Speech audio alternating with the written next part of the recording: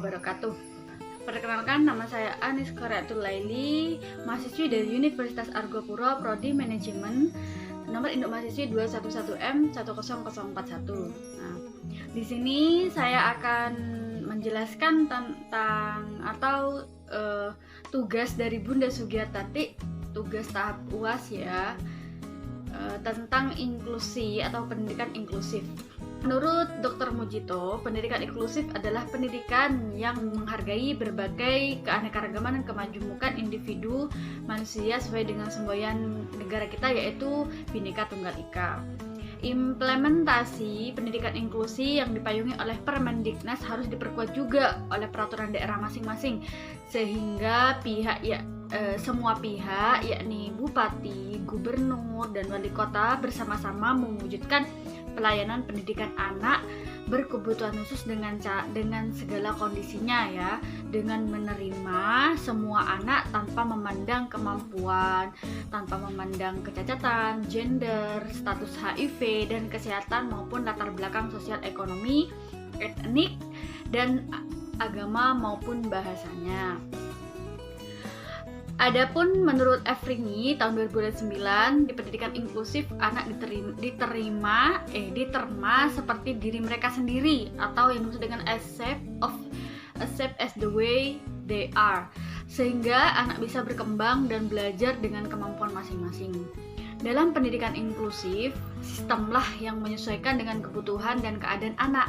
Maka dari itu, penyelenggaraan inklusif membutuhkan persiapan yang menyangkut permasalahan yang kompleks, tidak hanya masalah restrukturisasi sekolah, namun masalah sumber daya yang benar-benar siap menjalankan tanggung jawab dalam proses penyelenggaraan pendidikan inklusif yang nantinya akan menjadi tolak ukur untuk keberhasilan dari pembangunan inklusif. Sedangkan menurut Jansen tahun 2001 menyatakan bahwa setidaknya ada 3 prinsip utama dari penyelenggaraan pendidikan inklusif yang keseluruhan bermuara pada pemahaman inti bahwa adalah hak setiap anak untuk memperoleh pendidikan dalam setting lokal bersama masyarakat lainnya. Bahwasannya yang pertama, setiap anak semestinya dapat menjadi bagian yang integral dari komunikasi lokalnya dan kelas atau kelompok reguler. Yang kedua yaitu kegiatan pembelajaran diatur melalui tugas-tugas belajar yang kooperatif, berorientasi pada pembelajaran individual serta mempunyai sifat fleksibel dalam pemilihan materi. Yang ketiga yaitu guru bekerja sama memiliki pengetahuan tentang strategi pembelajaran dan kebutuhan pengajaran umum, khusus dan individual, dan memiliki pengetahuan tentang cara menghargai pluralitas perbedaan individual dalam mengatur aktivitas kelas. Suatu lingkungan yang inklusi dan ramah terhadap pembelajaran LIRP adalah lingkungan yang menerima, merawat, dan mendidik semua anak tanpa memandang perbedaan jenis kelamin, fisik, intelektual, sosial, emosional, linguistik, atau karakteristik lainnya.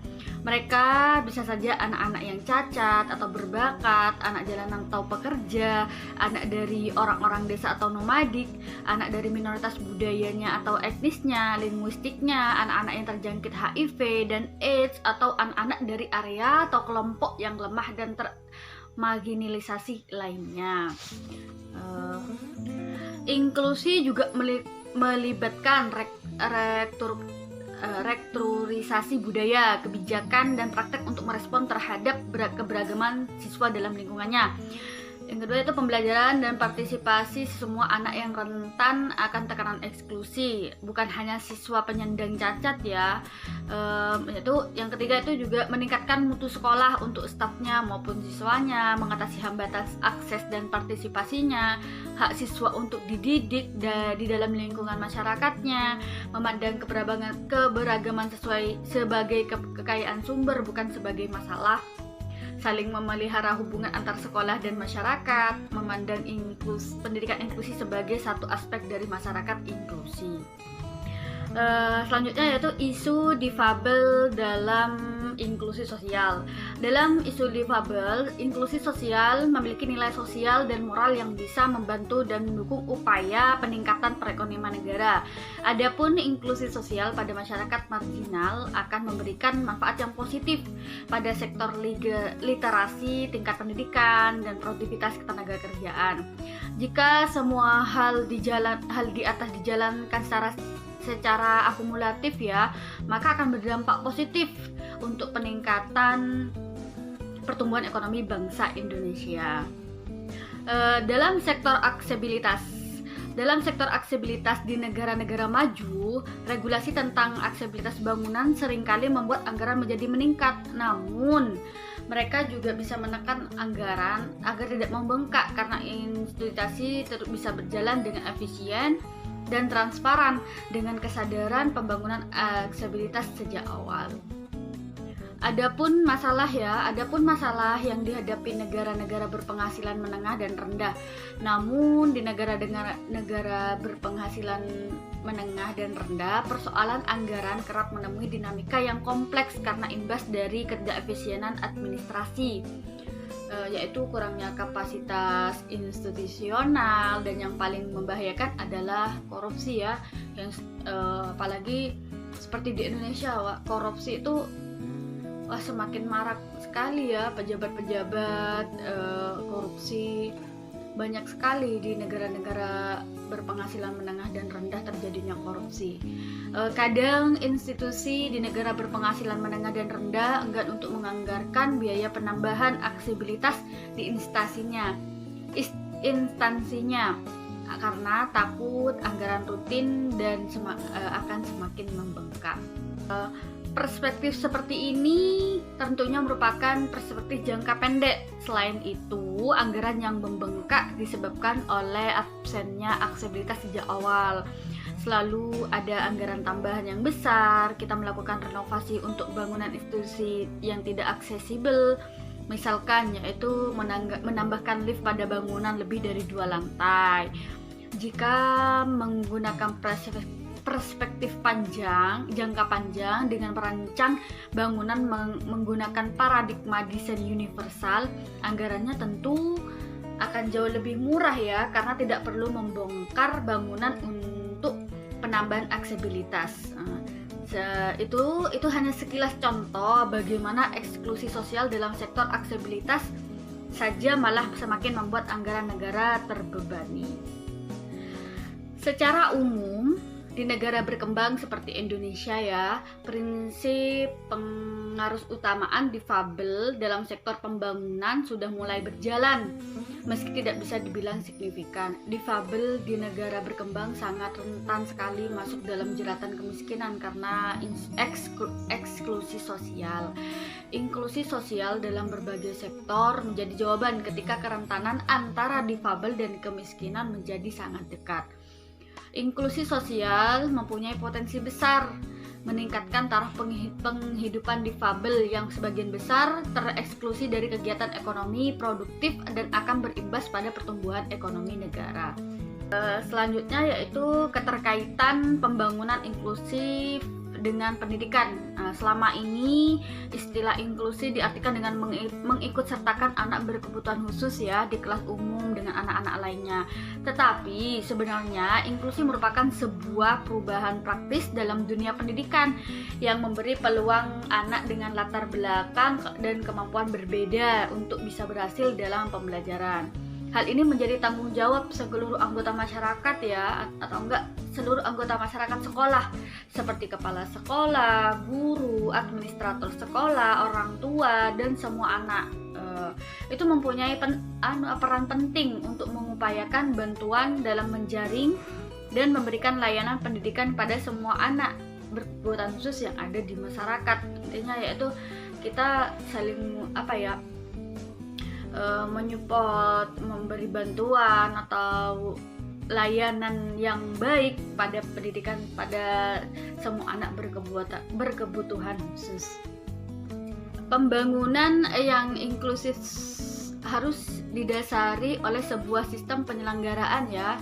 Maksudnya yaitu sistem penyelenggaraan pendidikan yang memberikan kesempatan kepada semua anak ABK atau anak berkebutuhan khusus, dan untuk anak yang mengalami hambatan akses pendidikan untuk mengikuti pendidikan atau pembelajaran dalam suatu pendidikan sekolah terdekat secara bersama-sama dengan peserta didik pada umumnya.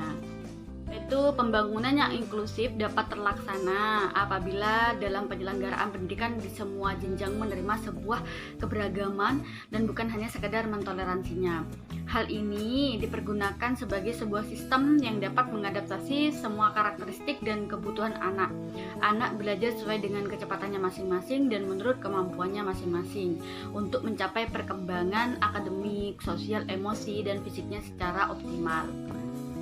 Anak penyandang cacat dan anak-anak berkebutuhan khusus lainnya serta para orang tua dan gurunya mempunyai akses ke sebuah sistem pendukung berbasis sekolah atau masyarakat maupun sistem pendukung eksternal ya, artinya tanpa biaya lah. Sistem tersebut dirancang untuk secara efektif merespon kebutuhan yang mungkin dihadapi anak-anak tersebut. Satu konsep penting ya, bahwa kita semua itu harus menerima bahwa semua anak itu berbeda dan semua memiliki hak yang setara terhadap pendidikan walau bagaimanapun latar belakang dan kemampuannya.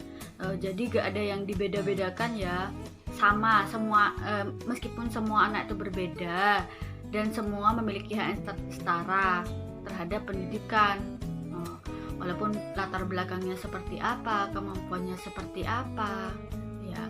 Banyak sekolah kita dan sistem pendidikannya bergerak menuju pendidikan inklusi, di mana anak dengan latar belakang dan kemampuan yang beragam dicari dan didorong untuk masuk sekolah umum. Adapun dampak positif bagi anak disabilitas ya, yaitu meningkatkan kesempatan untuk belajar karena mereka dapat berinteraksi dengan anak lainnya, memperbaiki pembelajaran mereka juga, mendorong partisipasi mereka dalam keluarga dan kehidupan masyarakat.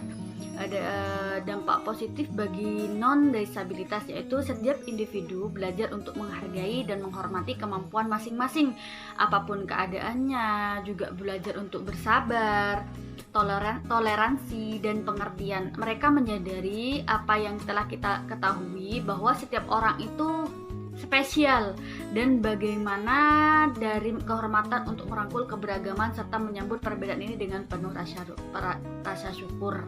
Nah, itulah sedikit presentasi atau penjelasan tentang inklusi atau pendidikan inklusif ya, serta dampak-dampak positif bagi anak disabilitas dan bagi non disabilitas, dan bagaimana pembangunan inklusif itu terlaksana.